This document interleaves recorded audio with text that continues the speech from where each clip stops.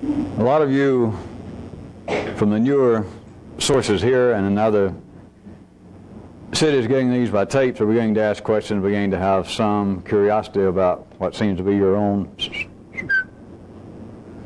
my old yellow circuits. The molecular activity going on, the very thing that most of you and most of the people in this part of life's body seems to think is their shining glory.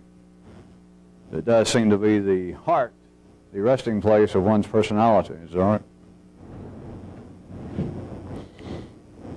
So I was going to say a handful of things to some of these questions that I haven't necessarily sent back to some of you people out of town. I'm going to wrap up a lot of this by hit or miss, hit and run. First, let me point out that there is a difference. Some of you newer people are still getting confused, and some of you older people lapse into it.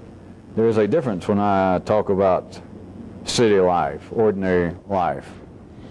There's a difference between that and other potentials, my revolutionary potentials, as I've been calling it for a while, what seems to be the purpose of this kind of activity throughout time. And a prime example suddenly comes to mind that I didn't dwell on. A few meetings back, I was pointing out the time lag that has never been noticed. It answers a lot of questions in the 3D world of how the lower circuits are running generally an average of 24 hours behind the upper circuits. Always have, still are. I don't see any change. It's not going to change in your lifetime. All right, so something else I could point out about that phenomenon, since many of you got a big old smile and a bunch of you have sent me notes saying, wow, wow, wow, why didn't I think of that? Why didn't I ever see that, and what else is there to it? All right, I'll tell you one other thing to it. To use an example of the difference between an area that seems to be troubling some of you that you've got to see. All right, based on what I pointed out, an observable phenomenon, a reality, but it is not wired into human consciousness. People take no notice of it. And if you recall, I was in fact I started off what little I said with a prime example of pointing out food and pointing out that whatever condition you feel in right now, just to try and speak artificially about if we could separate just the physical side of man, that however you're feeling right now, whatever kind of energy you have, whether you have a stomach ache, whether you don't have a stomach ache, is not based upon what you ate before you got over here, unless you ate razor blades and a pizza. But under general circumstance, it is not what happened to you today. What you are now experiencing, stomach-wise, digestion-wise, is what you did yesterday. All right. Now expand that. But you know I didn't bring it up just because of the physical being. That's not even hardly worth talking about. But it's this. Can you now realize that at city level, at the ordinary level, with a time, a problem, whatever it seems to be to you, I leave it to you, whatever seems to be a problem, by the time it is fully operational in you and you are fully conscious of it, it's too late to do anything about it. I don't mean in some metaphysical way. Now, I've already pointed out to some of you years ago, it should be obvious, consciousness won't dwell on that. But you're always in the past. What you just heard me say, if you thought, hey, that's meaningful, I got that. You know, I could have changed my mind by the time you heard it. Consciousness, the way humans are wired up, the way it appears in the 3D world, consciousness is the last to know. Whatever you think you're seeing, you people know that. I'm not going to try and do it mentally, but the speed of light, what you're watching me do to go, by the time you see it, it's already passed. By the time you hear the words, they're already gone. Much less whatever the intention was, if I had any. If we were dealing with people and people had some motivation, this old dream of ordinary people in the city believing, worrying about what do people actually think of me? Or when people smile and say, hey, I'm glad to see you. What are they thinking? What kind of devious plans do they have in mind? Well, you don't have to worry about people. All you got to do is look at you. What goes on in you? And the truth is, in the city, people, they don't know. They're not wired up to care. They're not even wired up to see the obvious, such as you're always at least a split second behind in what you believe that you are taking in sensually, consciously, giving it your best attention. You saw that after the fact. More so, the speed of sound, what you're hearing. And if there were going on in ordinary people. Now let's not use me as an example. If ordinary people say to you, I disagree with you, and you go, well, could you tell me why? By the time all that happened, the whole thing could have changed. Or my old example, maybe more blatant, down to the level that most of you people like, is the great illustrious pickup truck go flying by with the two drunkards in it. And they go by and the guy reaches out at you, and there you stay on the street corner, a hapless, innocent bystander, and the one on the passenger side leans out, throws a beer bottle at you, and says, "Get stuffed, fatso," and go, ha, ha, ha, ha. And they take off by the time, as fast as you can. Being the astute observer of humanity that you are, by the time you can turn around and go, fuck you too, they've forgotten about you. The guy's already punching his buddy, saying, where's the rest of the beer? You got the new ZZ Tops tape. It's like you never happened. All right. Now you obviously can see that every time I bring it down to that crude level. The reality is the same of me going and anything I'm saying. But now bringing it up to the level that I was really talking about, not speaking specifically of what seems to be human consciousness, speaking now more as man, the total organism. What seems to be a problem in you, let's jump back again to the physical, that right now, let us say that you just seem to be depleted of almost all energy, just enough to stay alive. And you got enough sleep last night, but let's say for some reason you've been on a diet, or you're going to have surgery and the doctor said don't eat for 2 days, whatever it is. You are now paying for not eating yesterday. But it's too late. I don't care what the ads say, you can go run and eat a Snickers bar, but it's not going to do you any good. You may like the taste of it and all that. But if you did not eat anything yesterday, and you're not already in the midst of a 114-day fast, but just yesterday you didn't eat, right now there's nothing you can do about it. If you're feeling terrible, like I shouldn't do this, I shouldn't go a day without eating, I'm not up to that. Right now it is too late to do anything about it, literally.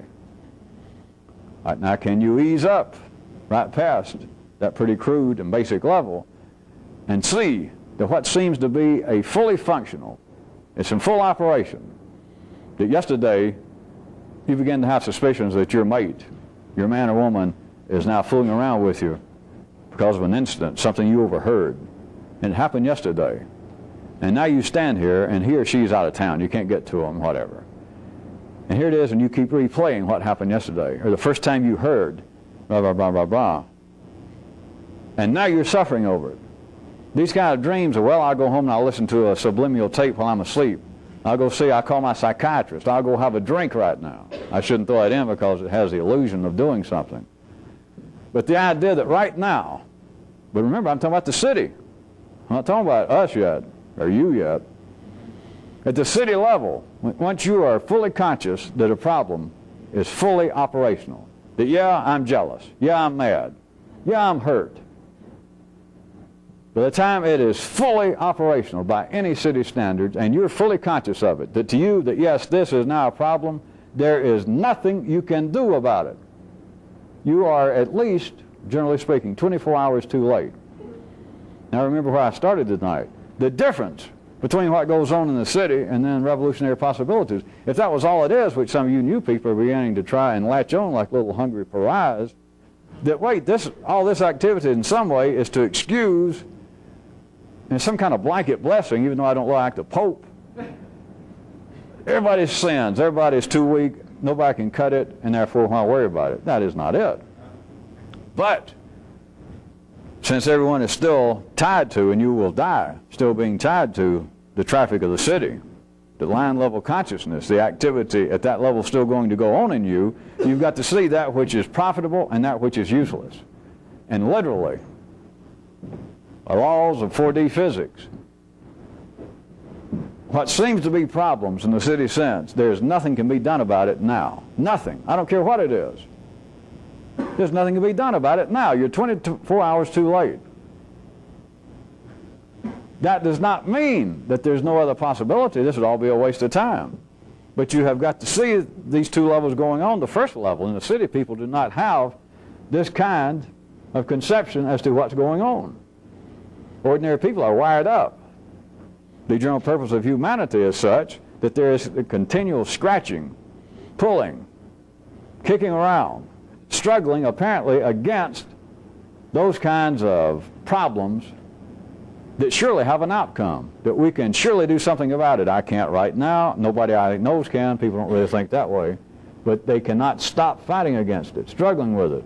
You have got to see that which is useless. And that which is useless is the attempt to do something about any operational, a problem of which you're fully cognizant that is an ordinary problem. I don't care what it is. If it's an ordinary problem, that is, I didn't do it to you, which is about all you could go by right now. It's not something that you literally did yourself, that you suddenly realize, I am in a full 4D state of consciousness, and I believe I will take this pencil and I'm going to put it in my ear and I'm going to hit it. Unless it's something like that, the rest of it is city problems. And there is nothing right now can be done about it, not right this minute. Because it has taken, generally speaking, 24 hours for it to get in full operation, coevally with you becoming fully cognizant and recognizing it to you, which I'm not questioning, but to you, this is now a problem. Hey, this is a problem. I thought maybe I'd get over it last night. I thought maybe it was my imagination, but it's got me. This is a problem. You are, generally speaking, on an average of 24 hours too late to do anything about it now. You've got to see that, and then you've got to abandon that. It is useless. If there's anything can be done, you've got to see you're too late. You can't do it right now. Do I have to add anything to that sentence? You're at least 24 hours too late.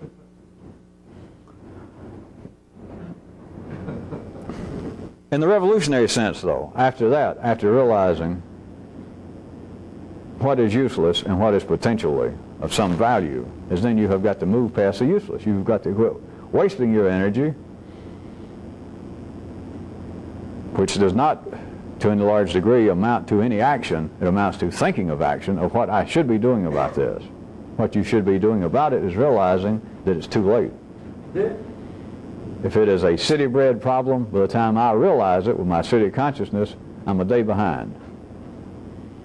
But if you insist, if you're going to do something about it, you can't do it now. But go ahead and work on it now, and it'll be all right tomorrow.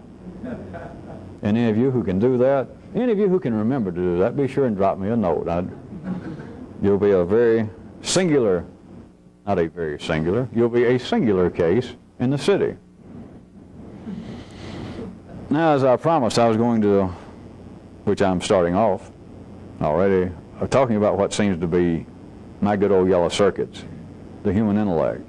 What seems to be, from the city view to start with, how the intellect is working.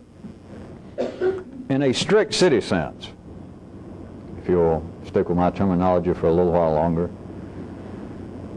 you could say that,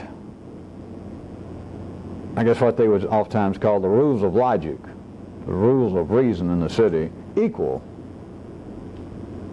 the pure workings of the yellow circuit. But experience and yellow circuit, human analysis of experience, are not equal. There are two different worlds, there are two different modes.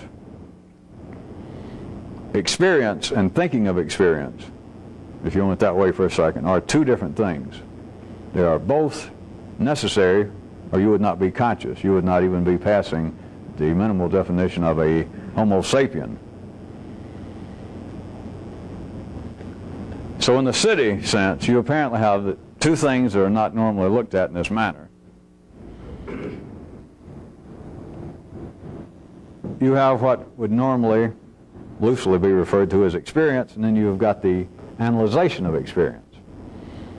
The analyzation, I can quite correctly limit its operation to the area of the higher circuits. They're divided again, if you recall, between the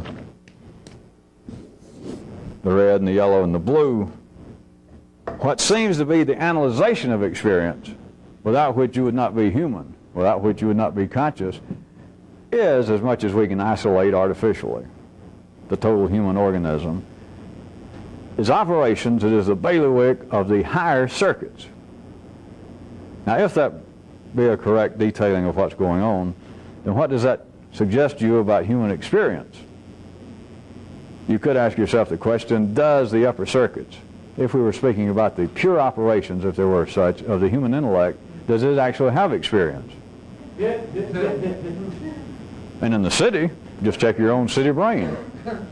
Unless I've already got befuddled right now, your own city consciousness says yes. I have experience. Are you sure?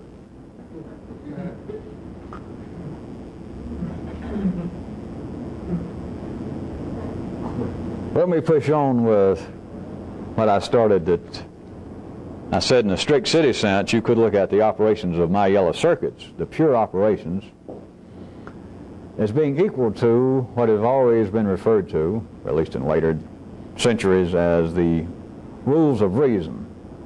That part of life's body that comes out in other humans that seem to be intellectually inclined, that make comments that seem to be intellectually based. Then they point out that you are not thinking if you are illogical. You are not actually engaged in human mental activity if you are being unreasonable. Now let's just take that, because I said in the strict city sense. So let's take that. That's people in the city said that. That's good enough for me.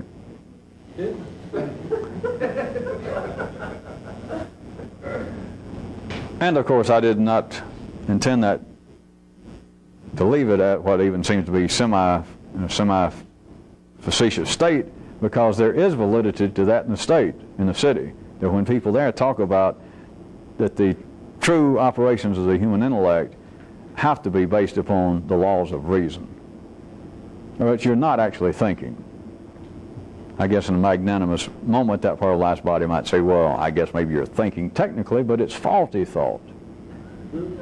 Because you cannot have an incorrect piece of data in the flow of whatever you're thinking, that is the definition of being unreasonable, illogical, that you're no longer using the great human intellect as it should be. But to steal more of their own terminology from, there's something else that you should find of interest, because it is operational in you. I'll use one of their own terms, and that is deductive reasoning. And what is unrecognized is if the yellow circuits are going to operate, as they are limited to saying in the city, that they're operating simply on the laws of reason, within the rules of logic, then everything that is available comes from deductive reasoning. And the part that they do not put together, as they're not supposed to, is that there is nothing available that's apparently an outcome or a product of this that is not already present in the initial premises. I was afraid that wouldn't get many of you. All right, how about this? I was trying to wind you along so that you would add to it yourself, but here's what it amounts to. Is in the ordinary, binary, 3D operations of the mind, there is nothing to be learned except what's already learned.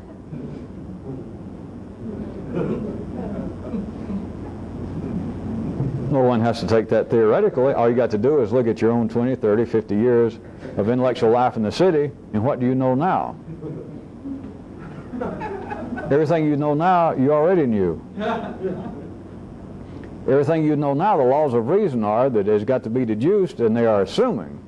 This goes as tacit, of course. But there's nothing new has been had since the original premises, and the tacit part is that the original premises are in some way.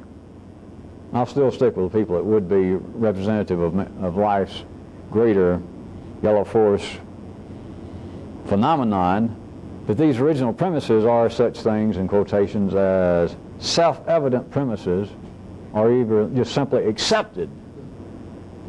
But in times past, in more academic circles, they referred to it as self-evident. And you don't have to have majored in philosophy, because you've got all these good original premises that Kairoot sometimes have been apparently making somewhat light of I think, therefore I am. I'm mad, therefore I am. I'm French, therefore I am. But that there seems to be absolute, unquestionable initial premises, such as I'm me, I'm alive, I'm me and you're not. That there is a here and then there's an out there. There has to be. Well, only I have been in this part of the world during this era foolish enough to point out that there is no out there. And only a few of you have been foolish enough to go, hey, that's nearly true. There is no original premise in which you can finitely, in the city sense, recede from whence all of this knowledge comes. That is, all things have been deduced from some original knowledge that we all have. Now, in lesser times and slower times, in different time zones of life's body, they're still speaking about guides, which, as I pointed out in another sense, if you can look at it, was one of the first attempts to be scientific, is to say the original premises are beyond our knowledge, but they're there.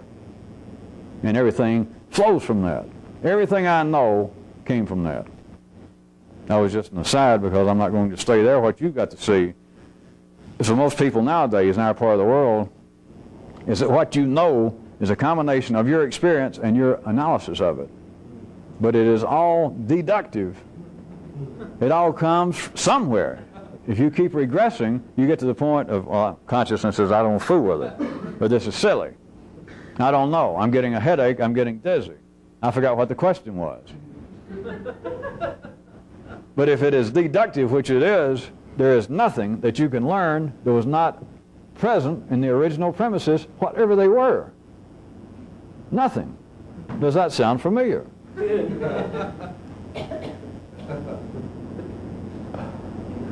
When it comes right down to it, put it to you this way, when it comes right down to it, the normal operations of the so-called intellect in the city amount to this. They prove that A is A.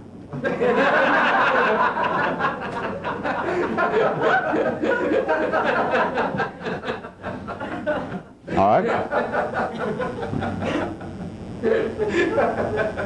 You should know this is not an attack on the city, ordinary people, the human intellect. But now consider what passes.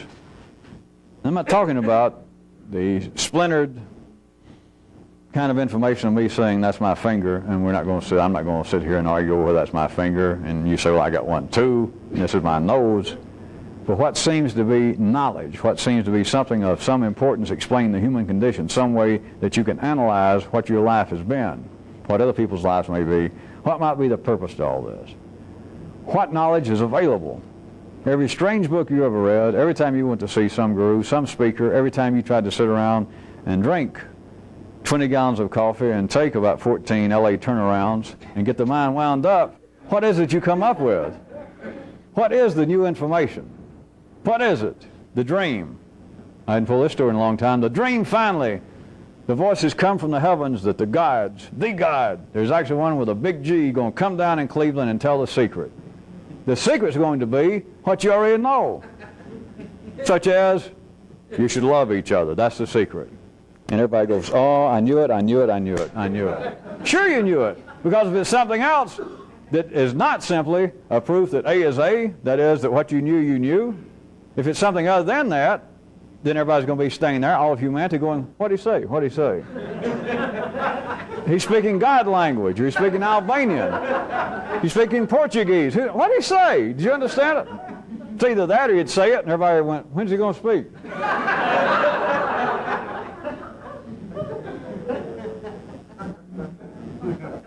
I went through all that to remind you that I was not being funny, even though you laughed. The normal operations of the intellect in the city amount to proving that A is A, that this is this and that is that. That is the use, ordinarily, of the human intellect. What is it that people want to hear? Now people can say, well, I go somewhere, I came here originally, or I'll go read a book because I want to learn something, I want to hear something new. Is that true? No. Now there's another area that I wasn't going to get into tonight. It is not people, even those who most vociferously claim that they're after new information, are not. They're after new information and a person who has it, but they're not after new information. They can't separate the two. It's got to be hero time. We'll leave that for some other time, if ever. There is no new information. People do not want new information. They cannot hear new information. It's not a mistake. It's not the curse of the anti-gods. It's not because man has engaged in some sort of intellectual or spiritual faux pas in the past. It is simply that you can see it yourself. It's not theory. You don't have to listen to me, and I don't have to preach. If you belong in this, you simply see that you are not wired up. You never have been. The books that you recommended, the ideas that you recommended, some speaker that you heard somewhere that you recommended. If you can get down to a clinical view of how this is operating in you, the molecular action in you all these years, that which you've always recommended, this brand new book, the latest book, you paid full list price for it to read it, and you recommend it to other people. What is it? It's, as far as you're concerned, that A is A. I knew it, but here it is in another book, a $29.99 book.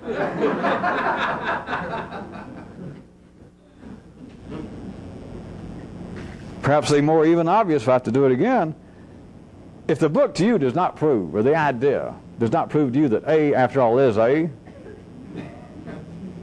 you don't like it. And if I was talking to somebody in the city, if I was so foolish, and I tried to point some of this out, and I said, all right, what would be the other possibility? What would be, behaviorally speaking, apparently be your possibility? And it's simply this. You'd say, well, the book's it's a piece of shit. It's insane. But as far as you're concerned, that book did not state that A is A. It did not prove it. The man is nuts, whoever he is. Deranged. Think about it. That is what people recommend to one another within a lifetime. I'm using that as a general cutoff point that life does not move fast enough in the ordinary sense back in the city for things to go fast enough that the general schematics, the general patterns of consciousness in any group of people is shaken in a lifetime. That generally does not happen. You should be aware of that.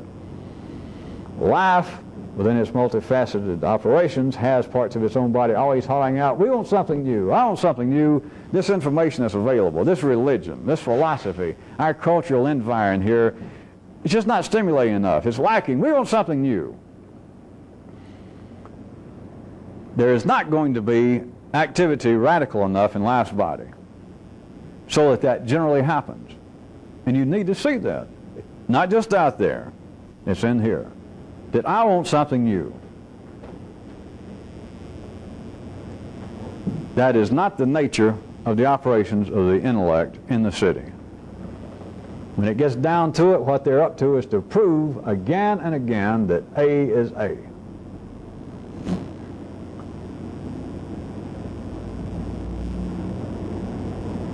Furthermore, in the city, what I guess they would still refer to as the rules of logic, what should be the proper operations of the yellow circuit, the human intellect,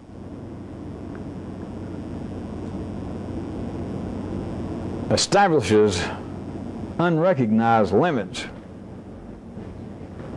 as to what can be learned from the experience you've had, and then apparently the mind's ability to analyze it. It establishes unrecognized limits. Now what it amounts to is that the rules of the game are unknowingly the final score.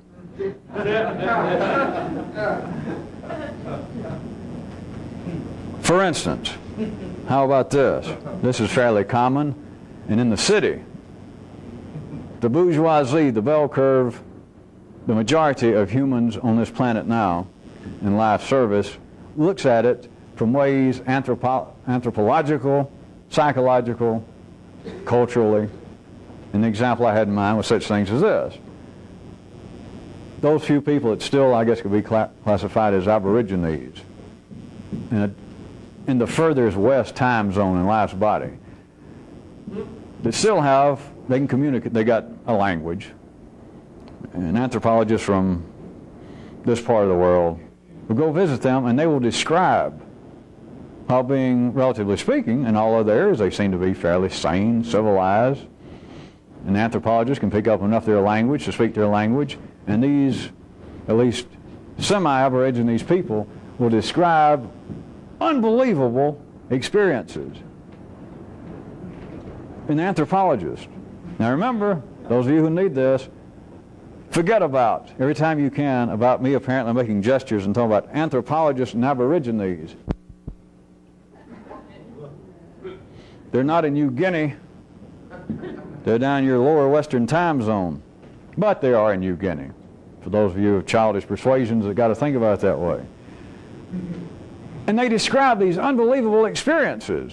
And the anthropologists try to talk to them more about, well, you mean you actually think that if you go up to a certain tree and you rub your nose several times and you say this name of that god, I saw it happen. I saw some of you fall down and faint, and you actually believe, it's not a dream, you actually believe that you in some way fly to the tree heavens and you're actually dancing or hugging the actual gods, whatever their names were. And the guy said, oh yeah, no doubt about that, we all know that.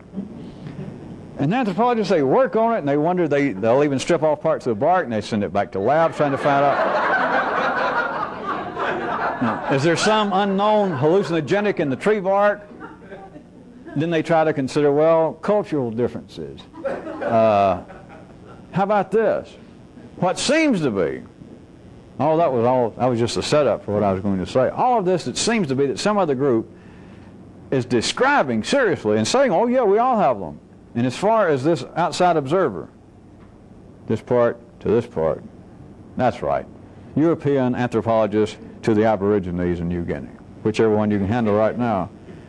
That it seems to be absolute, unbelievable experiences they're describing, and yet they seem to be as serious as saying that, yeah, that's my finger, that's my nose. Can you see, to show you I have not changed the subject, that they can claim these unbelievable experiences because they lack sufficient wordy analysis to properly limit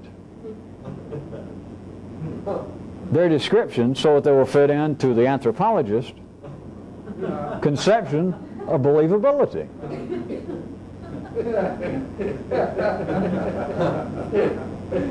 Did that get too complex? But let's assume right quick, if we're actually talking, if I'm actually talking about an anthropologist outside of me, outside of you, an actual anthropologist sitting there talking to this group of Aborigines, and they keep describing over and over these unbelievable experiences that they just treat like we've always been that way. Our grandfathers had those experiences, we have them, I had one yesterday, and the whole tribe goes, yeah, yeah, yeah. And the anthropologist looks and nobody seems to be smoking dope, nobody's drinking, and he tests them other ways about what is that, and they say, my finger, what's that, and they say, up. Assuming that they go along with all these, that there is some common ground that they seem to be able to analyze human experience. And yet this group keeps describing things that to the anthropologist is unbelievable. The part that I wondered was too complex. Can you see? Let's assume, as they say back in the city, as ordinary people say, they're both being sincere as they can be. Whatever the gods, whatever that means. That they lack sufficient, limited, wordy analysis, that is, vis-a-vis, that is comparable, or at least compatible with the anthropologist, that will limit their experiences and make them fit in to this other person, this anthropologist, this other area of the circuitry's activity, so it is believable. All right. Now, as you might assume, fuck all that. How about your life that you have been analyzing from up here? The literate, the anthropologist, and what's been going on all of your life. By and large, must I point out to you, you have been run by Aborigines. That's no great secret. You've been run by your gut, your sex organs, desire for comfort. Nothing unusual, you're supposed to be. But now you've got this situation that seems to be this continuing, unsolvable dichotomy between experience and analyzation. That there seems to be two groups going on. There seems to be rules of logic that seem to keep running into a dead end. You cannot explain your life to you. That there's unbelievable experiences you've had, and you keep going, no, come, no. And you keep thinking about them, no, no, no, no. But now, of course, I say of course, are you ready? That it even goes worse than that if none of you jumped ahead. Life does not leave it there. Not good old life. Not the life that you and I know and love. It then gives the distinct impression, it is already wired in, I'm sorry you did not learn it from your environment, it is already wired in that these things that seem inexplicable, these unbelievable experiences I've had, they can't be unbelievable. First off, it could be the great I word. It could have been my imagination. Let's don't stop there, they say, because nobody knows what that is. You mean, all right, some of you, if you like that, how about this? You know what imagination would be? To use what I've already laid out to now, it would be analyzation of an experience you never had.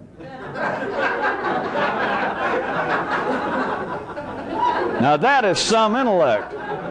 That's my kind of intellect, somebody that can analyze that you've got that apparent dichotomy, the two possibilities, their experience, and then there's the higher circuitry. It's obviously the purpose, or at least part of the purpose, city people believe, of the higher circuitry, the human mind, is to analyze the experience. So what do they mean by imagination? Nobody can define it. Now, of course, I pointed out to you, sort of, in the past, that there is no such thing. And of course, some of you could have thought, well, hey, that's his imagination. Or some of you could have thought, no, he didn't say that. I imagined he did. From one view, what you're talking about with imagination is that there is some way to have analyzation of experiences unexperienced. So I'll leave that with you.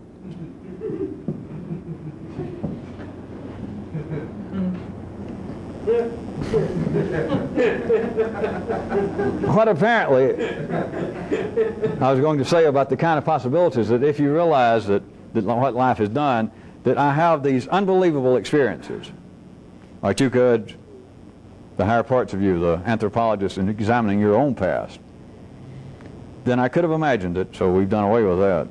Not necessarily, you can go with it if you want to.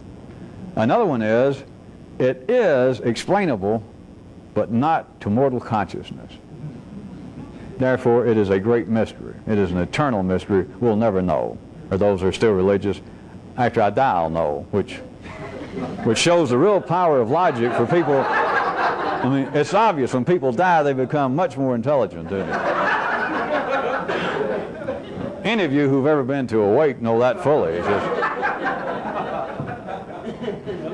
I guess that's the only agreeable place in which to be jealous of your fellow man or to envy somebody is the dead, because they're so much more insightful.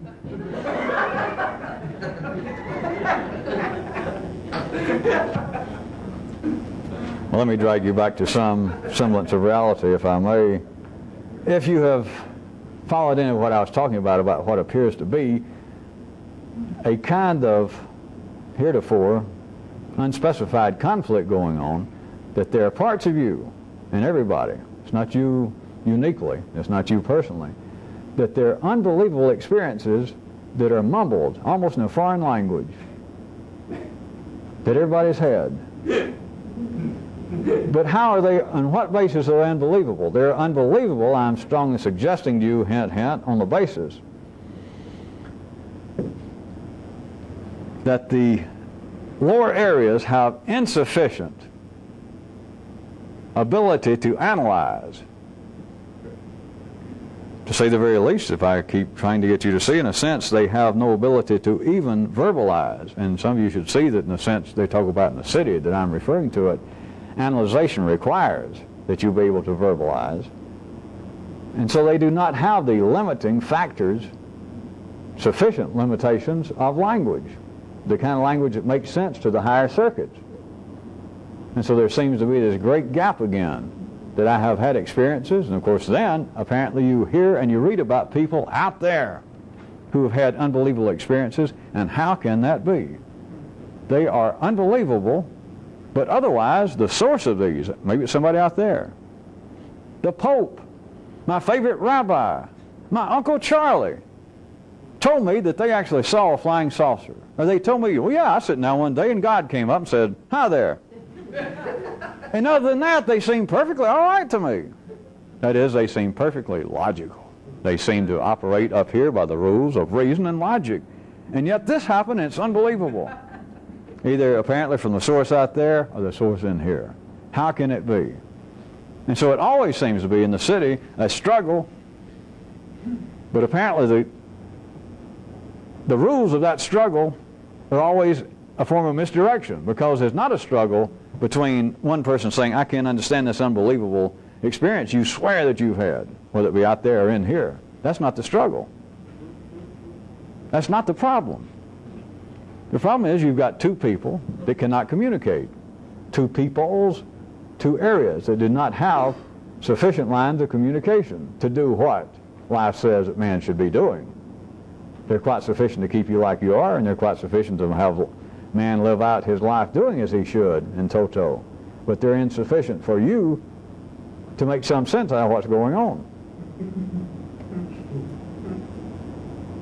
As long as I'm talking about rules and brought up some of this, make this a subparagraph. Can you realize this? Can you see this? That those who attempt, in the city sense, to go by the rules are always too late. If you attempt to go by the rules, you done missed it. You cannot become, for instance, if I have to make a literal gingerbread example, you cannot become a Muslim by going by the Islamic rules. Those who might try to, quote, go by the rules are too late. If they've been put into rules, it's gone. You can't get anything by going by the rules.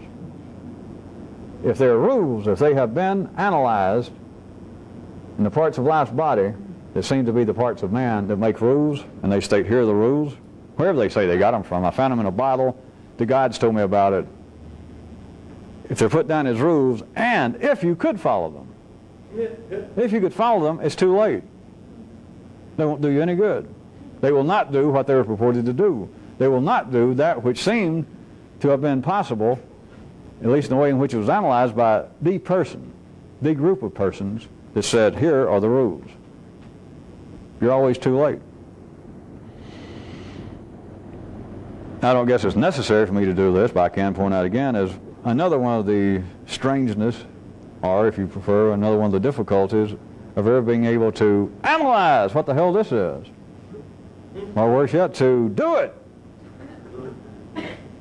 Because if there were rules, is that what you were saying? If there were rules, and I tried to do them, it'd be too late, yeah. It would. Now, if I were the crass, crude, unfeeling, unthinking sort, if I could ever be pounded into submission enough to tell you that there were rules to do this, and I gave them to you, everyone should either, you got your choice, everybody run, or everybody do to me what the Senate did to Caesar. Just use whatever weapon you got at hand, pencils, your fingernails, because you're done for. Not just because I did it, but if I did it and you went, oh, thank God, let me get my pen to get these rules down. You're done for.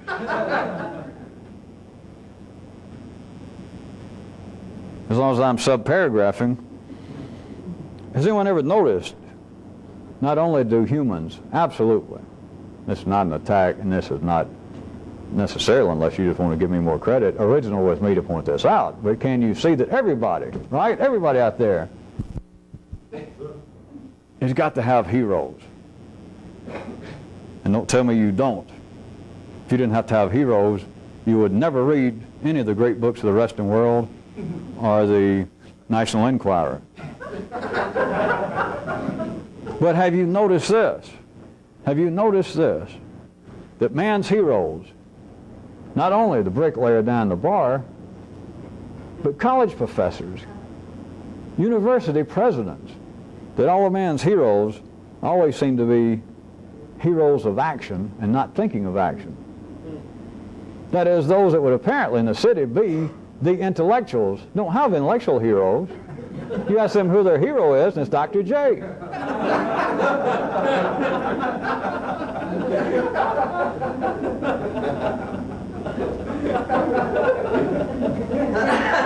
Does anyone find that interesting? Not just, apparently, to use my, again, an artificial and arbitrary and limited verbal distinction, real physical people, real intellectual people. It's not just the physical people that have football players, golfers, for heroes. You would say, well, sure, that's what I expected. But think about it a second. They do not interview intellectual people and ask them their heroes, and they ever say, well, of course, my last hero was Bertrand Russell, God bless him. You know, he's gone now. My current, I don't keep up that enough for philosophy to finish this joke, to state who is current. But that's never it. Their heroes are the same people as the bricklayers. Who, all right, again to point out that this is not some modern malaise, some parasite in human brain cells. Historically, who is remembered as heroes? Now think a second. Some of you might have a real slippery yellow circuit that might immediately think, wait, there's some heroes been remembered that were thinkers of action and not action. Think about it a second. There's been a lot of people listed in history books, but who is heroic? It's in your nervous system. It's not, I'm not trying to prove anything. You should be able to feel it just from your own knowledge, your own feeling of history. Who was actually heroic? Those people of action, not people who thought of action. Now, if that's true, if that is true, what do you make of that? If that is correct. Better yet, if it is correct, well, better yet, how could it be otherwise? I'll give you a few seconds. In the 3D world, consciousness, as best you can do it now, can you picture, not just you personally, but how, can you picture humanity having, humanity, a whole country, a whole culture, having a hero who was a thinker of action, an analyst, not a doer? Could it be possible? And why I'm pushing this even a few minutes is using the laws of reason, the rules of logic, and the operations of the human intellect back in the city. It would seem that surely it's got to be, it's logical, it's got to be just that at least when you get to the further extremes of men of the intellect, their heroes should be men of the intellect. But are they? Where are the heroes in the field of my division between acting and thinking of acting, of experience and analyzation? Even the intellect itself has no intellectual heroes. The yellow circuit has no yellow circuit heroes. Now those of you who want to get really good, even though this is a sub paragraph, find me some blue circuit heroes. And those that really seem in the arms of the blue circuit, I know some of you are going to laugh at this, but I'll go ahead and tell you. About the closest thing you've got to heroes are people who committed suicide.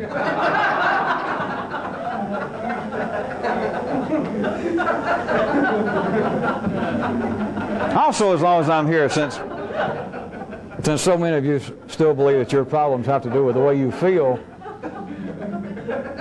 I'll give you this one for free for tonight. All of you who feel like that you feel too much, feel too deeply, feel too often, I guess. But those of you that believe that that's still your problem right now, that you feel too much, I'll give you a little treatment. Is get yourself a good old book on logic, like a good old symbolic logic textbook, and every time you feel like, here I am feeling too much, make yourself sit down and start reading that book on symbolic logic. And at least your feelings, of course, they're always negative, or you wouldn't feel like you feel too much. At least you'll quit having just even either specific or too vague feelings of hating things out there, people who are dead, people in other places. You can at least narrow it down and focus all your hate on that goddamn book.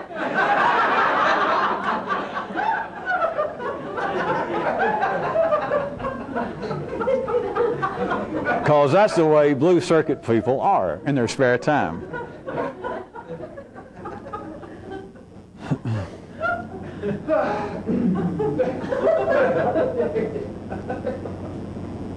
Back to the main path, if anybody remembers where it was. Can you see this kind of connection? Let me go into another field that seems to be truly the bailiwick, the purview of the yellow circuits.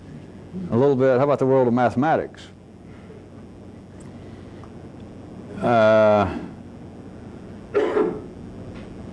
In times past, I don't guess it's changed that much, but at any rate, this is not a treatise on mathematics anyway. But at times past, there was pointed out that there was a difference between tactile and visual geometry.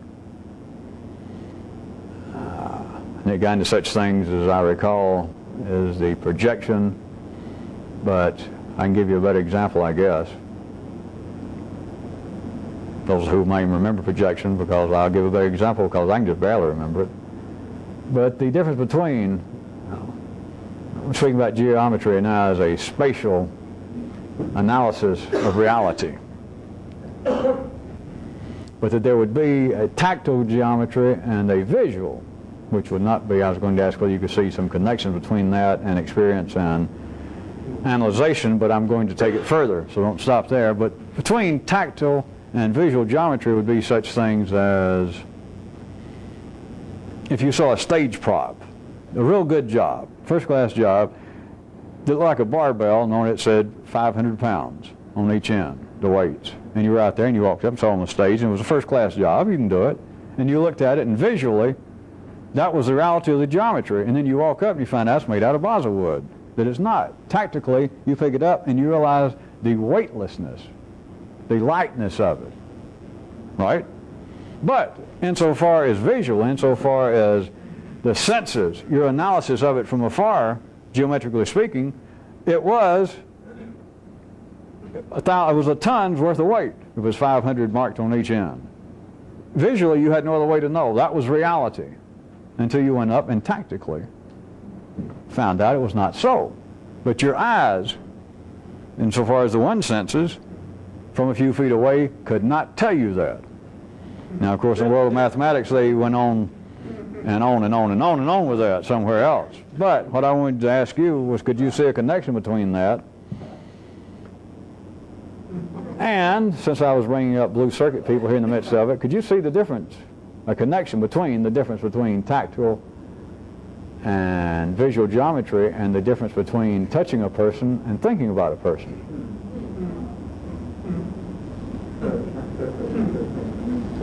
How about the good old stories, because I'm sure it never happened to any of you people, so it's good old stories, of being mad, especially men, it used to be, at some woman, and I've had it, finished.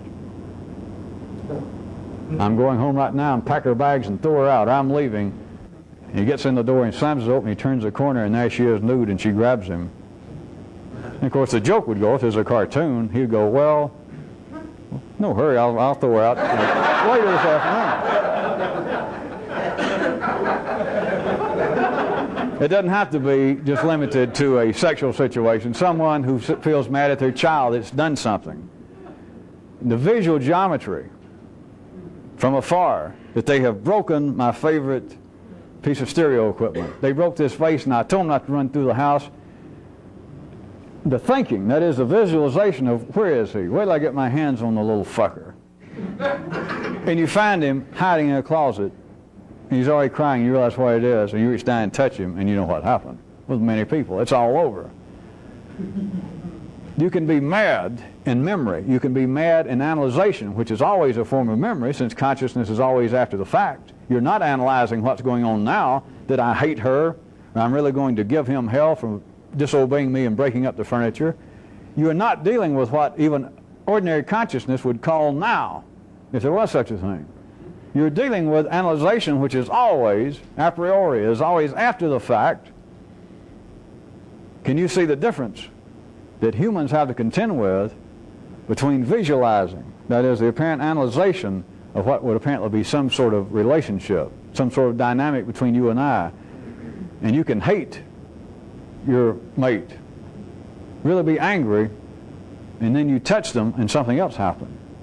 You can really be upset at your child enough that I am going to corporally punish him or her when I find him, and then he comes up and you touch him and something happened. There is a difference between thinking about people and touching people. Now, must I point out to you again, I am not a marriage counselor. I am not a psychologist. I do not stoop as low as those such professions, neither that, and I turned in my credentials to the state medical board and the bar.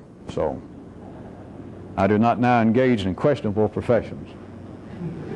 So the only reason I bring this out ultimately is all of that also happens inside of you.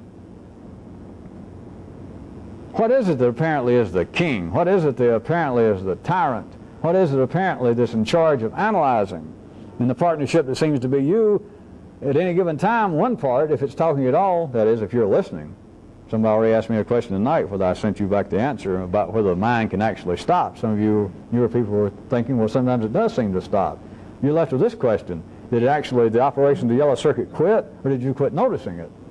Because if you turn around to notice if it's going on, then what you got? Well, hell yeah, it's going on, because now I'm watching it. But how do you know whether it's going on or not? But back to where I was.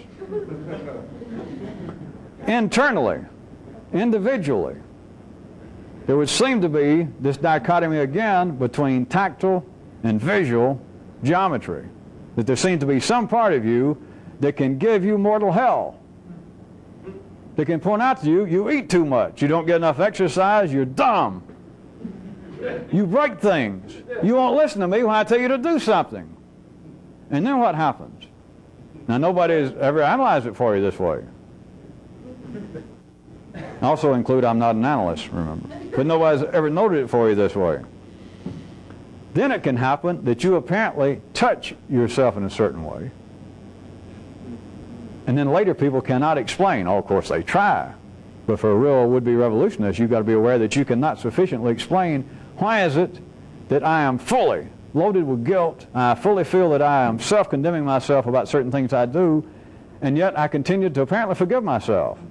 They can't explain it. Oh yeah, they try. Well, I'm weak. Well, after all, I've been smoking 30 years. After all, I've been overeating now for 40 years. I hadn't had time to work on it.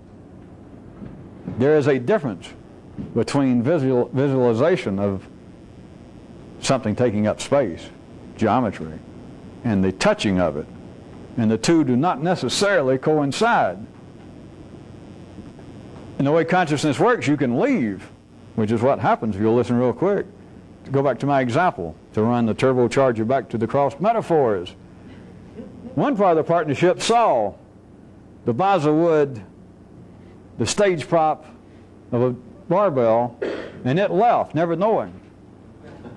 As far as it was concerned, what it saw weighed a ton. That's reality. What else is there to analyze? I saw it. Who's going to question it? Did anybody tell you otherwise? No, I saw it. I can trust what I see. The other part that went up and touched it and found out is not true. And the two never communicate. Consider that. Let me pick up a few pieces from last time. I've had some questions related there too. When I was pointing out that there is always observable even here. Those three forces, those three winds that I was calling, that are always present for anything to be going on, whatever it is. If you're conscious of it, there's three aspects of it. And I pointed out that there's some insufficient energy or data in the first two. There always seems to be the urge to move somewhere, the urge to have an experience, the urge to act, and then that which always resisted.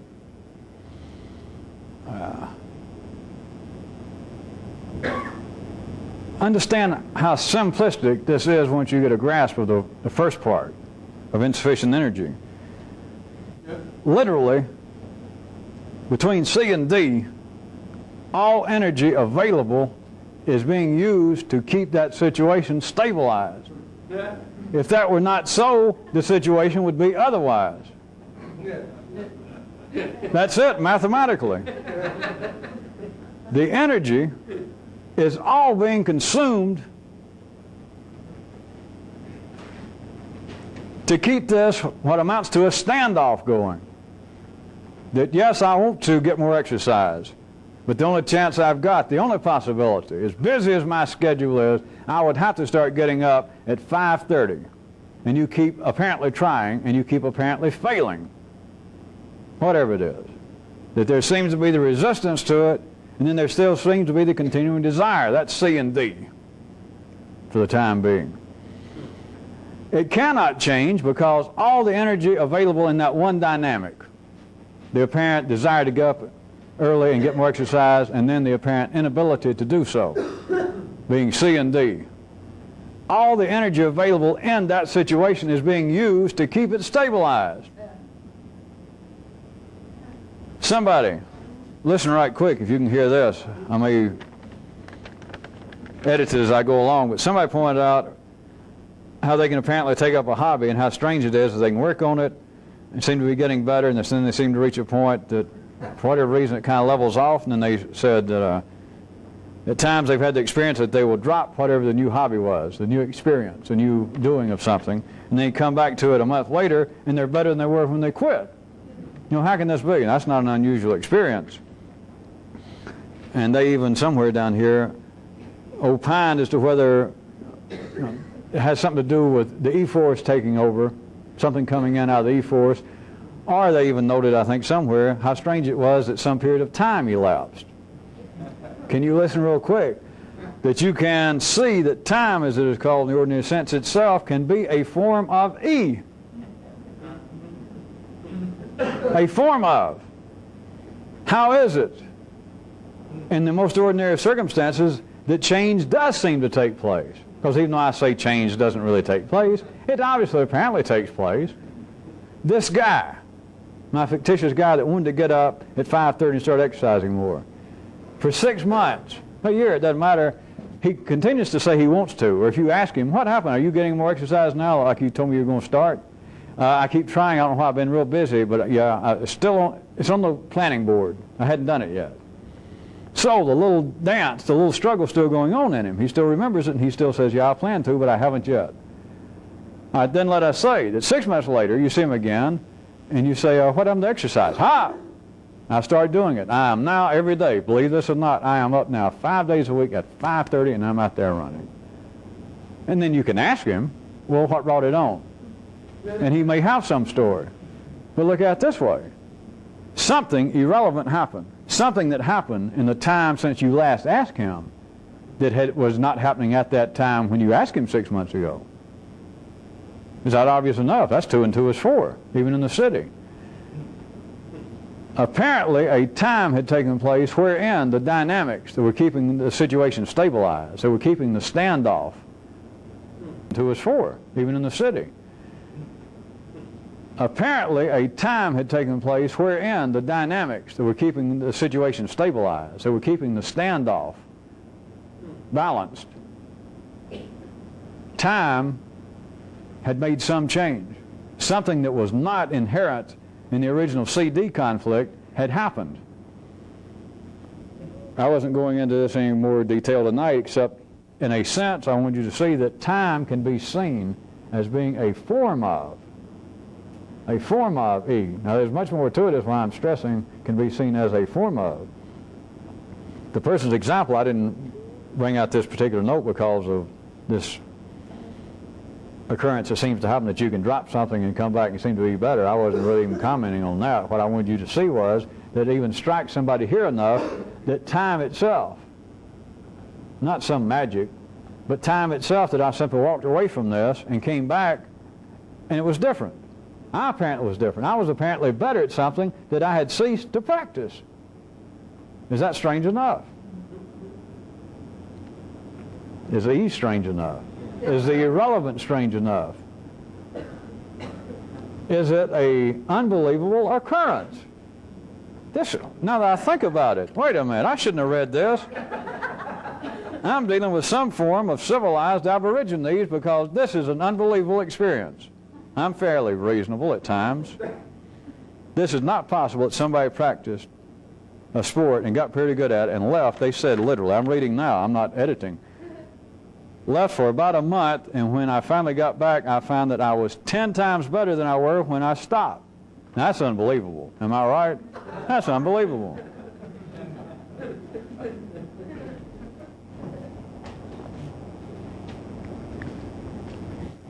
I had a little story I don't think I've ever told. It has to do with a certain Chinese general back in the year 17 BC.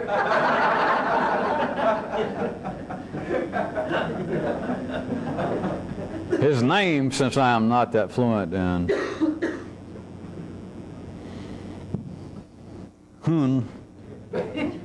any Chinese dialect, I'll simply tell you, he was known amongst his troops as General So. And the best I can make out of my recollection was that the man was rather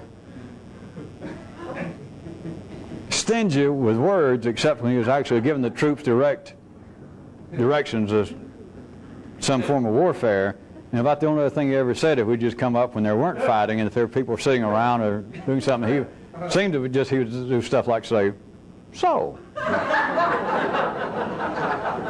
That's not really have any bearing, I don't guess, on this, but that seems to be where General Soul got his name. But at any rate,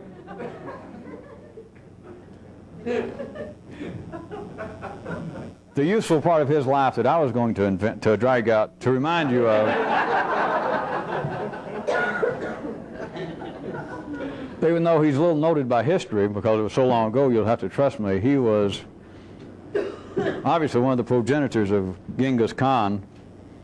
I'm just saying by all reports, the man was hell on wheels, if they'd had wheels. But he discovered, after years of leading these troops and conquering just everywhere he went, and of course he was also one of the ones, I think, that invented looting and plundering.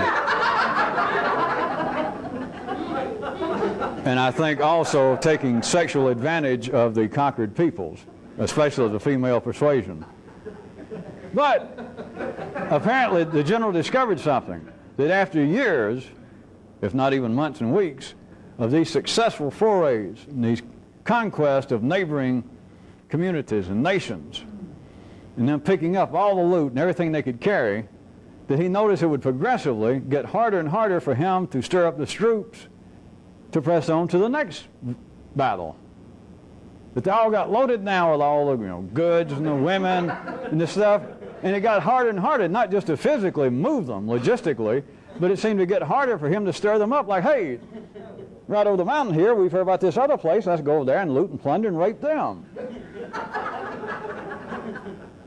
He supposedly figured out on his own, being the great general he was, a way to handle this. After it got to be a continuing problem, he would wait until the troops, when one of these occurrences would happen periodically, they just seemed to be loaded down with all the looting and plundering and good times, and he couldn't stir them up to, come on, we got to conquer the rest of the world. Yeah. He would wait until everybody went to bed some night after a good night of carousing, and they're all drunk and passed out, and he would go and secretly set fire to all the loot. And so suddenly then he'd be the first one, of course, once it got burning good, he'd holler, everybody up, it's fire, fire.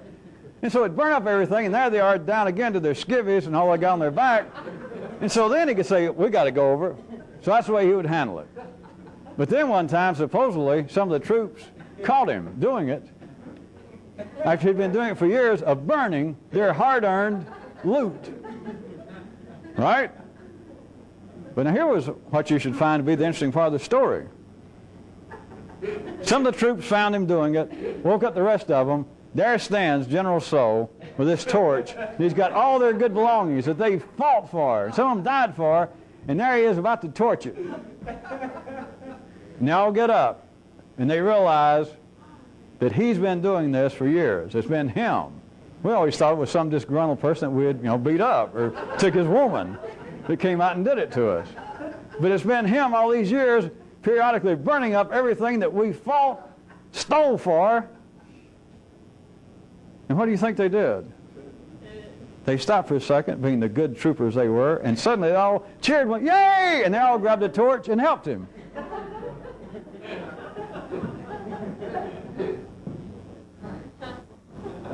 Does anybody know why I remembered that story?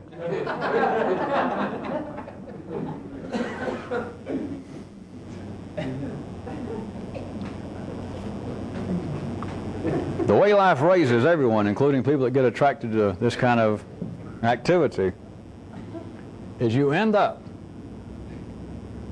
carrying around all the booty that seems to be knowledge, opinions, certainties, your own analyzation of your life experience. Now all these old would-be religious ideas that there's something wrong with material goods, a good strong opinion is much worse for you spiritually than a Lamborghini in the garage. Much worse. A good, absolutely fully digested, fully accepted analyzation of something you've done is much worse for the health of your soul. In a closet full of dresses, especially if you're a man.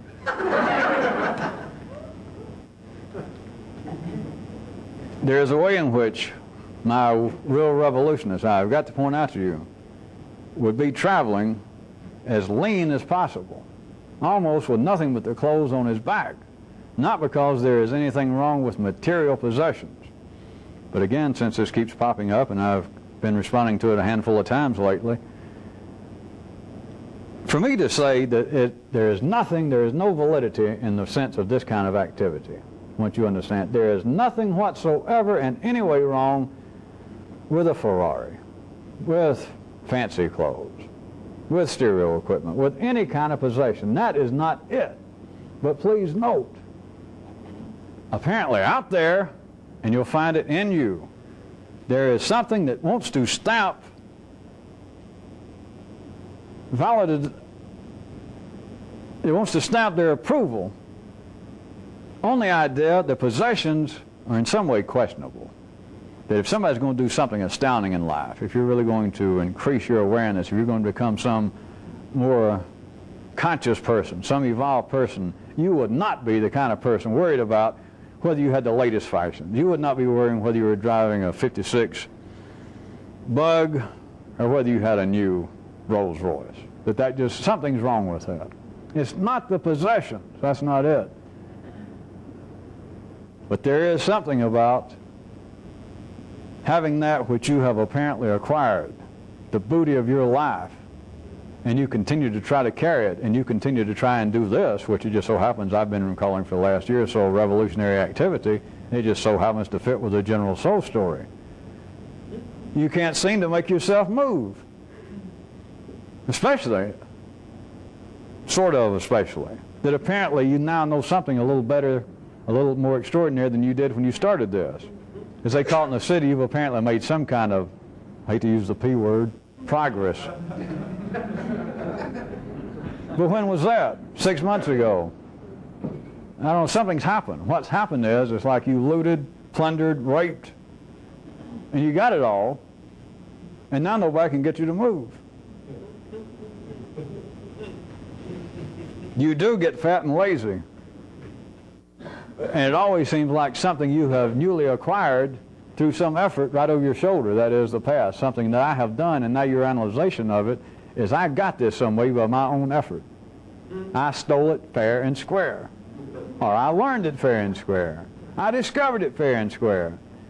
But it becomes a burden. It becomes now a piece of your analyzation of reality. And notice, it seems like the more you begin to know, the harder it is to make yourself move.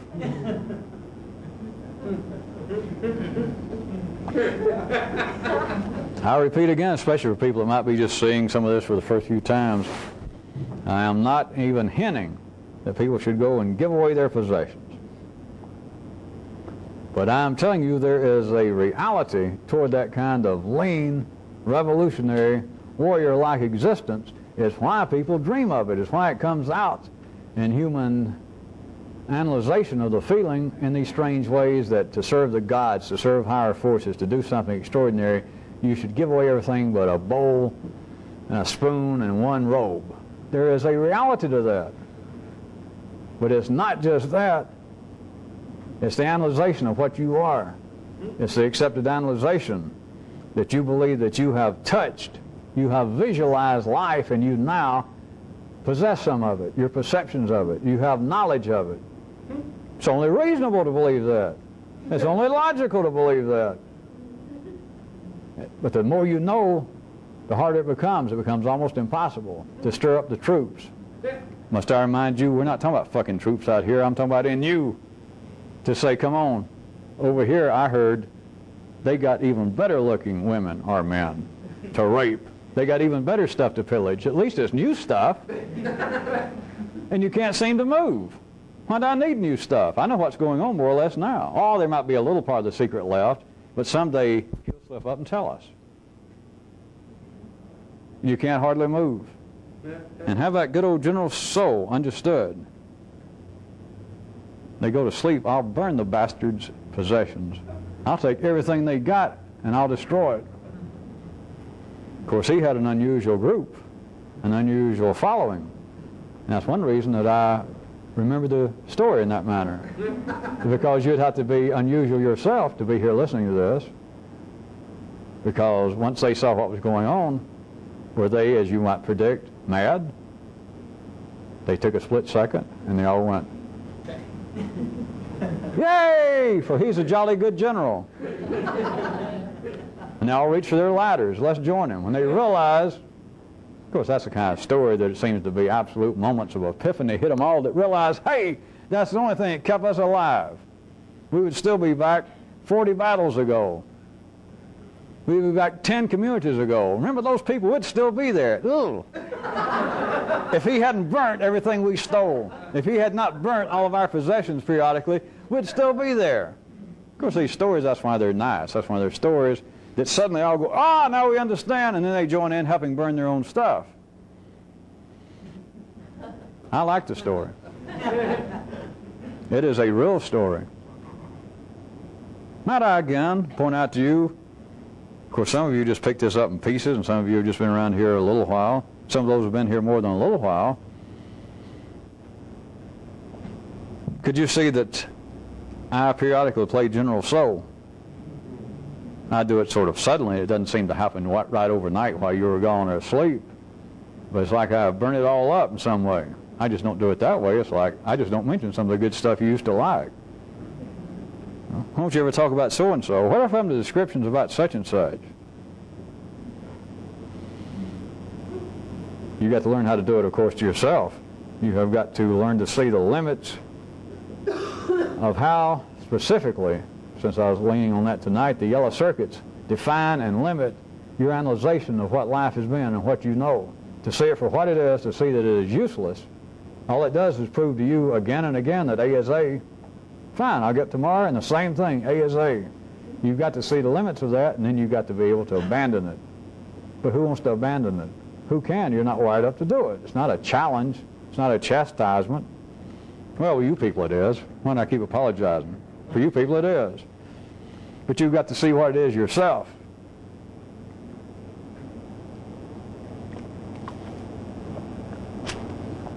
Things are not wired up for people to change. That is not the general use that life has of man.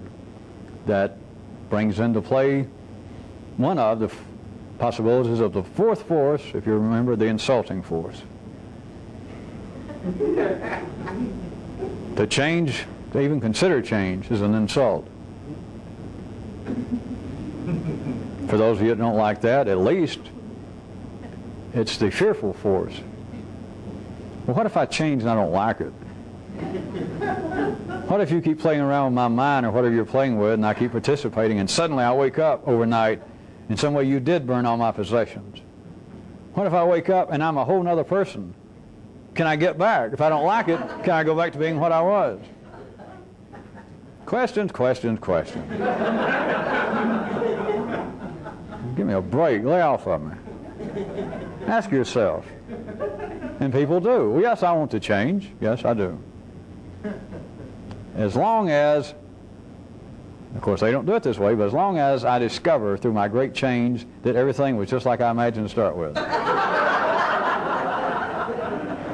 As long as I can have some kind of astounding, long-range, permanent, cosmic, universal, spiritual, intellectual experience, and finally see for myself without any doubt that A is A. That's all I ask. If that's all you ask, that's all you'll get, and you already got it.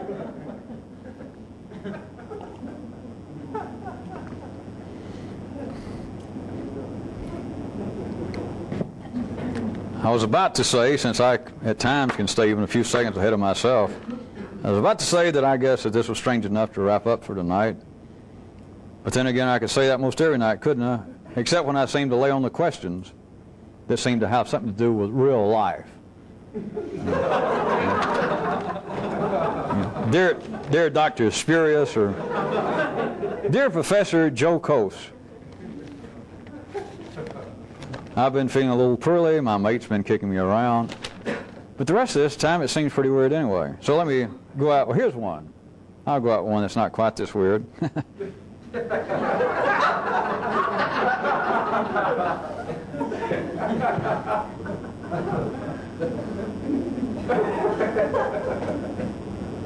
Can anybody, I'll go back to one of these, can anybody see a connection between what I'm about to bring up?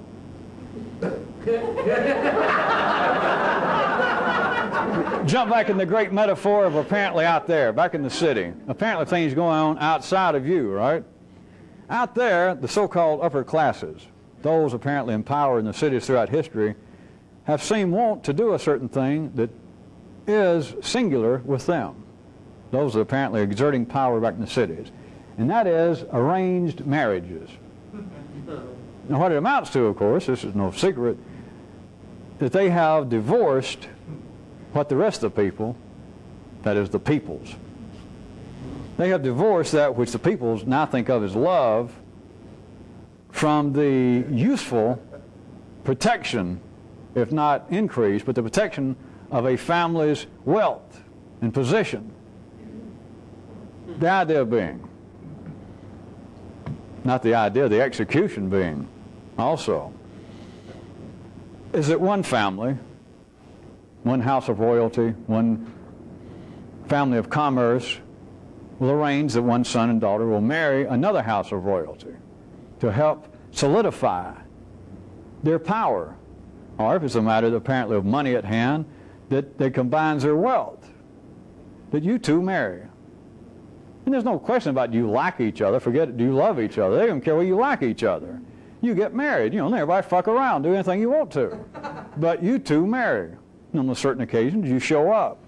And whatever you do, you don't ever do anything that is fiscally, politically going to harm now the combined houses of us and us. Marriage of absolute convenience, as I guess it's called sometimes, but it's more than that.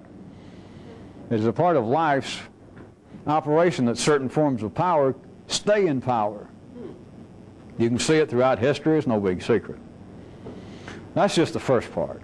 Remember, I'm asking you, can you see a connection between that? They have been able to divorce what seems to be love. That's what the middle and lower classes, that the rest of the peoples in the world call it. They have absolutely divorced any idea of love from a relationship, that is marriage, using marriage in the broad sense of the term. That, they're two different things. Now you cannot go, now of course jump metaphors right quick. We're not talking about out here. You can't jump down into the Alabama, the New Jersey, somewhere down around Stockton. You can't get around those kind of people out in a beer joint with plumbers and talk to them. You say, do you realize I just reading that the Crown Prince, the claimant of the throne of Greece, whoever he is, that his daughter has just married the son of the erstwhile royal family of Hungary, whoever they are, and that they'd never met. And there's two bricklayers standing at a bar. It comes on TV. And it shows them they just met and they just got married. And they say something like, I guess it's good to be rich, but evidently it's inbreeding or something. Those guys are crazy. Because the other people hear about that, and to them, it's bad enough I married the woman I love. One of them tells the other one. She kept my nose open, and she kept me horny for 6 months before we got married. It was fuck, fuck, fuck, fuck. And half the time I hate her guts. You know what I mean? That guy goes, yeah. Can you believe marrying somebody that you didn't even like to start with? And like it doesn't make any difference? And they go, well, those big shots, boy, who knows what they're doing. The point I went through all that is, from one view, not talking about people out there, but from one view in your own consciousness, that should not be. I can't understand that. But, for whatever reason, I've already pointed out to you, is a certain kind of continuity to power and wealth that life obviously needs. It arranges this sort of things under limited conditions. It's not the norm in life. But they have been able, that is, life has, in that one area, normally referred to as the upper classes, the power structures, that they can have relationships, marriages, that are completely divorced from the profitable aspect of it, power-wise, political-wise, financial-wise, is divorced from any so-called sense of love, even any sense of feeling. Just Strangers marry. That's got nothing to do with fucking or whether you get along. You two get married. It's a business arrangement, a power arrangement. Now, the question, can you see a connection between that and what you are faced with, a would-be real revolutionist? Now, keep these metaphors real fast, because I'm about to wind it up. That what appears to be actually your relationship with people and then something else internally. How about just your relationship out here, since that continues to plague many of you, is a would-be revolutionist to go along with what seems to be the natural lustful flow, just whoever you're attracted to, go with it. It used to be called marriage. Nowadays it's not that important, but I got the hornies for him or her. You just go along until suddenly you don't have the hornies, or I like her a lot, and now I don't like her a lot, and now it seems like my analyzation of, it seemed like the geometry of it, the mathematics has changed, that now I like her less than I don't like her. Next, who's next? Where can I find somebody else? It's just the natural lustful flow, not right or wrong. Is a would-be revolutionist to go along with that, or, we're getting close to the real question, or is it possible that he or she could learn how to use this idea of arranged marriages? That you, to help protect what you've already got, nay, to increase your political power, to increase the wealth of your family, could bring to your marriage bed someone else that has some aspect of political power, of economic power that you're lacking, a merger of houses,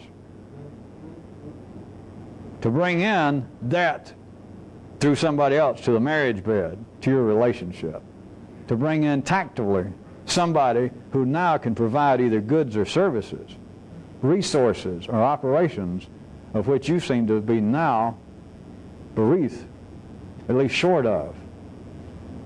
A marriage of convenience, a planned relationship.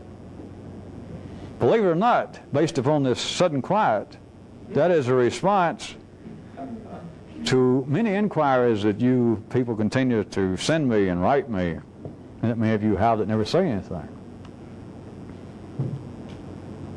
Isn't it strange? Isn't it interesting that the people who do this are sociologically speaking referred to as the upper classes?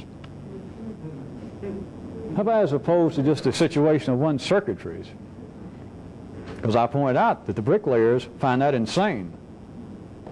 The lower parts of man's circuitry could not engage. They are the ones that go by the natural lustful flow. Not right or wrong, but you need to see it for what it is. I got the hornies, that's her I want. And then you women got your own version. He's got the hornies for me, and let's say he's the best that's got the hornies for me right now. So, okay, I'll love him. That's what men take it as being, and I don't want to go into it tonight because we've got enough men around here who are beginning, some of you that have already found out about Santa Claus and all that. No need to try to push it all over you at once. So you can look at as the lower areas can go along with the natural lustful flow, which is nothing wrong. It's not right or wrong. Or could you see the upper classes being able to divorce that and look after their best interest, which almost has nothing to do with the daughter, with the son? Some aspect of you saying, well, I don't want a relationship with him, I hardly know him. And a Rothschild says, daughter, shut your goddamn mouth. We're not talking about what you like, or the House of Windsor, or whoever. Imagine one of their children. Of course, it could not happen. They'd suddenly realize you've sent in a ringer on me. That's not one of my children. It's not a question of, do you like this arrangement? Do you like the other person? Now, right quick, as I threatened, as you know, I didn't bring all this up to talk about apparently out there. What part of you do you feel like, well, I got to go with what I like. I got to go with what I feel. I can't help myself. It's natural for me to feel this way toward me. Well, be a bricklayer all your life. And you know I'm not speaking occupational-wise. Be run by the nonverbal, the older, the dead-end areas right now of the human organism. Or can you see that you could arrange your relationships. You can arrange to drag in, apparently people is the metaphor I'm using, to drag in people to a relationship willfully, on purpose, for your own benefit. And then some part of you say, yeah, but we don't love her. We don't love him. Huh. Are you part of me? Are you talking to me? What's that got to do with it? Now, one more. What if I'm not even talking about a relationship with a person?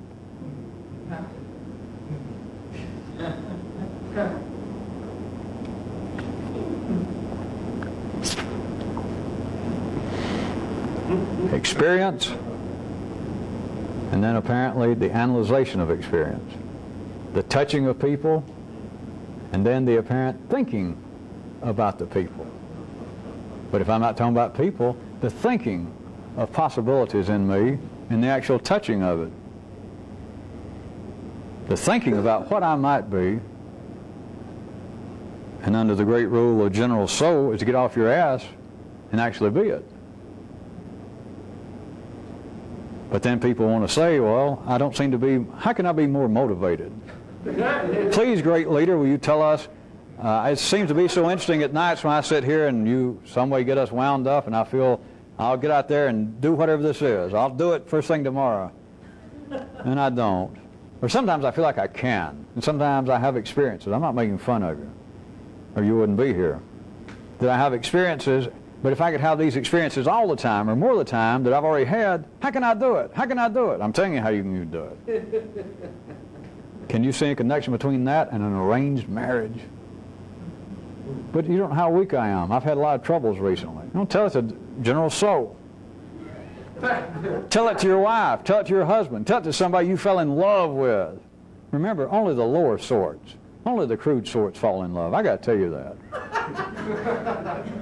The big people, the upper classes, the real guys, the real girls, they don't fall in love. They have relationships, I guess, and they fuck as much as anybody else. But fall in love, they understand. That's for bricklayers. That's for the peons. That's for the serfs. That's for the people with whom we don't actually associate. Now, remember, I'm not talking about people. I'm not talking about people out there. It's in you. That is another of the basis, what I'm trying to get you to see, if I don't have to conclude here by trying to rub your nose in, I was trying to refrain, is everybody has an excuse, even would-be revolutionists. But the excuses you're always giving is, well, I'm in love. It's always the excuse. I'm going with my natural flow. Well, yeah, I'm weak, but hell, I'm naturally weak. That's why I came to you, is to tell me how not to be naturally weak. I'm telling you how not to be naturally weak. Is don't be naturally weak. No, that's way too simple. All right, well, you go to sleep at night and I'll burn all your goddamn possessions. Of course, some of you don't know it, but, you know, they're sizzling now.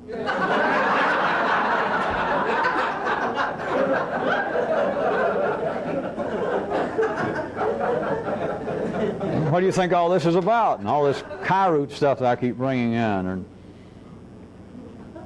like you don't realize that some of them are already simmering, smoking, smoldering.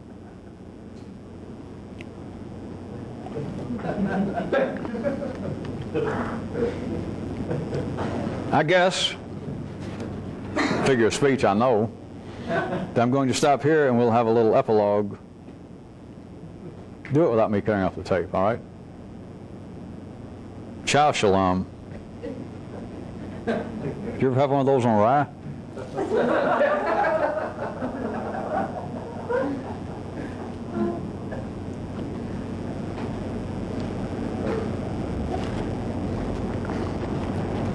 You people out of town, I was going to say it here to the people I'm talking to right now, but out of town, for the groups of you in the other cities running these showing of the tapes, this is true up there. Of course, the public, you people are letting in, it is not operational with just people coming in off the street, but those who now in other cities believe that they're regular attendees of these tapes, I want to tell you, and it goes true, as I said, I was starting out here, I have been weakening and turned into a nice guy. I'm not going to have any more of you in here yawning. I don't give a damn how many jobs you're working. I don't care how tired you are. If you're that tired, don't come in here at night. because tonight was the last night, and by yawning I mean in all senses, whether you're physically doing it. If I turn around and see any of you anymore, which a lot of you have been doing off and on, and I'll let you do it, I'm not going to put up any more yawners. I'm going to throw you out. I'm going to put you out as soon as I turn around, starting next time we meet. Tell them, let them see this part of the tape up there. Any of you that's been attending enough, watching these tapes in other cities, that you now think you're sort of serious and you're a regular attendee, don't you come in and sit there and yawn, even watching the tape. And for you people running the groups, the old original people in the other cities, if it starts happening, I remind them. It's not really your job to, I guess, throw them out, but remind them of what I said, and that I'll take care of it myself if I must.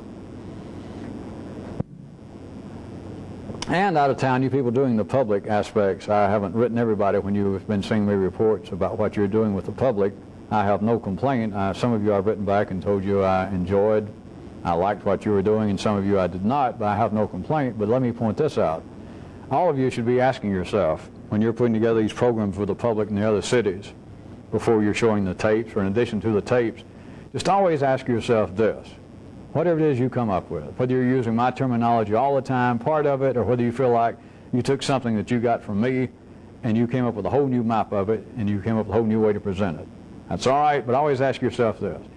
If suddenly I was sitting over there and you walked out and it was your turn to do it, do you have any hesitation? Am I suddenly going to stand up and say, no, cut? Or after it's over, am I going to say, ooh, don't ever do that? If you got any doubt, change the program. Whatever it is you got any doubt that I would have any question about, don't do it.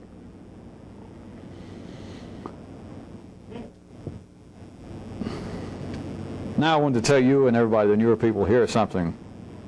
All of you, it's a variation of something else I used to tell some of the older people, but all of you should periodically have a silent time, such as you were to take a whole 24-hour period, at least a whole waking period, whatever your day is, a 12 or 14, is get up, on some day you can do it, and be silent. I mean completely.